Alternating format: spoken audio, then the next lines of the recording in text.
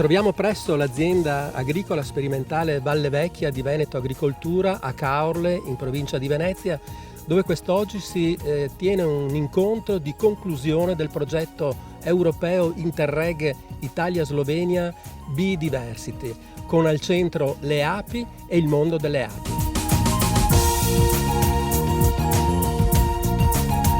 Biodiversity. Le api ringraziano. Sì, le api dovrebbero ringraziare perché tra gli obiettivi del progetto c'era un sistema di monitoraggio oggettivo per stabilire se le api stanno bene, se ci sono problemi in certe zone e questo obiettivo è stato raggiunto. Abbiamo visto come le arnie elettroniche che sono state utilizzate possano continuamente dare dati affidabili per capire lo stato di salute delle api. L'altro obiettivo importante del progetto era capire come le arnie elettroniche possano individuare se le tecniche culturali nei siti tecniche culturali delle zone rete Natura 2000 siano effettivamente adatte alla vita delle api. Quindi sono stati confrontati zone naturali, le arnie sono state messe in zone naturali e in zone coltivate con agricoltura anche tecnologicamente avanzata, produttiva, e si è confrontato se lo stato di salute delle api in queste zone diverse si manteneva buono durante tutto il periodo di progetto. Ma cos'è esattamente e come funziona un'arnia elettronica? Dunque, un'arnia elettronica è uno strumento elettronico applicato ad un'arnia tradizionale, quindi non aspettiamoci navicelle spaziali in questo caso, ma della strumentazione che mi permette di rilevare in continuo peso, numero di voli delle api, la temperatura interna dell'alveare, la temperatura esterna e sono provviste pure di un sensore di umidità, quindi mi dice se nella mia stazione è piovuto oppure è bagnato o quant'altro. Dov'è che vengono posizionate? Andranno posizionate in tutte le 7 province del Veneto.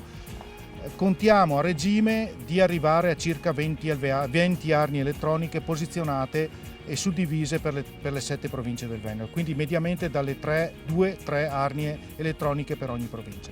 Poi tutti i dati che queste arnie forniranno dove confluiscono? Allora, attualmente confluiscono in un nostro database che aggiorniamo quotidianamente, diciamo. In futuro, ormai in un prossimo futuro, abbiamo già fatto vedere le funzionalità e siamo ancora in una fase di testaggio, confluiranno in un'app, quindi un'applicazione per smartphone, per computer, che permetterà ad apicoltori e quanti sono appassionati di api, agricoltori e quant'altro, di vedere in diretta la situazione delle varie stazioni apistiche rilevate. Il polo tecnologico nell'ambito di questo progetto Biodiversity si è occupato di una app da mettere poi a disposizione degli apicoltori. In cosa consiste esattamente? Il polo tecnologico segue le attività produttive nei loro percorsi di digitalizzazione. In questo progetto sviluppa un'app che riceve dati dalle arnie elettroniche e permette 2 tipologie di gestione da remoto delle arnie e dei siti pilota. Per il singolo apicoltore, permettendo di verificare peso dell'arnia, il contavoli, la mortalità e una serie di fattori e variabili che vengono inserite anche manualmente, e dall'altro canto permette all'ente pubblico, gestore del settore, quindi Consorzi per il Friuli e l'Agenzia regionale per il Veneto, di zonizzare e verificare quali sono le problematiche a livello di area vasta.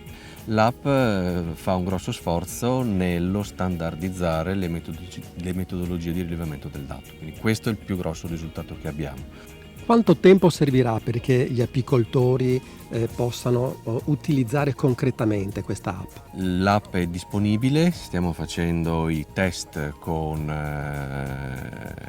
i singoli apicoltori, in qualche settimana sarà disponibile. Molto dipende comunque dalla propensione del singolo a affrontare un percorso di digitalizzazione in azienda e quindi dal modello di business che adotta. Il gruppo di lavoro dell'Università di Udine si occupa da molti anni di attività agrozotecniche inserite in contesti di alto valore naturale, tra parchi e anche la rete Natura 2000, la montagna, perché effettivamente il problema della multifunzionalità dell'agricoltura è un problema importante. Stiamo parlando di api, il servizio ecosistemico in pollinazione è un servizio importante.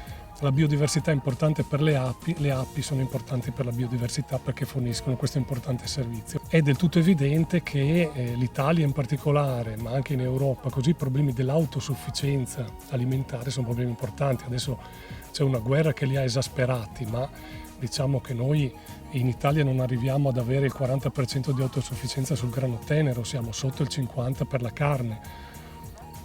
E oggi tutti hanno capito che autosufficienza vuol dire anche libertà per certi versi, quindi su questi equilibri. Poi aggiungo e chiudo che il nostro è stato un focus su prati e pascoli all'interno di queste aree, perché i prati e pascoli sono legati alla zootecnia e quindi capire come i vincoli nella gestione dei prati pascoli legati alla biodiversità incidano sul valore dei foraggi è una cosa importante, e questa gestione deve essere anche non solo legata alla qualità del foraggio, ma anche alla possibilità dei pronubi di trovare le fioriture necessarie in certi periodi dell'anno, e su questo abbiamo lavorato. Il progetto Biodiversity è un Interreg Italia-Slovenia e uno dei soggetti è BSC di Krani. Qual è stata l'esperienza della vostra agenzia? Najprej moram reči, da sem zelo vesela, da smo bili del tega projekta. Per me è un grande onore dire che la regione della Gorenska per la prima volta, insieme a tutti i nostri comuni, ha avuto la possibilità di cooperare in quest'ottimo progetto che tratta il tema della biodiversità e dell'apicoltura, e non da ultimo anche la conservazione e la preservazione dell'ambiente e il miglioramento dell'agricoltura.